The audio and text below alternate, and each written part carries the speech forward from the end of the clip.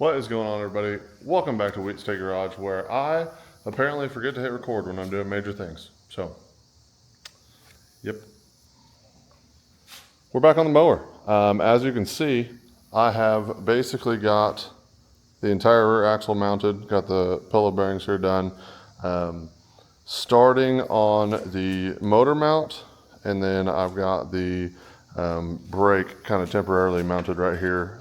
I made it to where it'll swing, so that way once I have the rotor on there, I'll be able to get the caliper on and off still and be able to do that. But tonight what I'd like to finish is getting this rear axle set, getting the motor set, and getting the brake set, so that way this whole back half is checked off the list. So that way once we do that, then we can move into steering. So I got to get up here and I'm gonna have to actually build some bracketry to hold this, because I'm trying to retain the front steering there. So as you can see, it's not your normal, well, I guess in some senses it is, but not like a normal go-kart steering.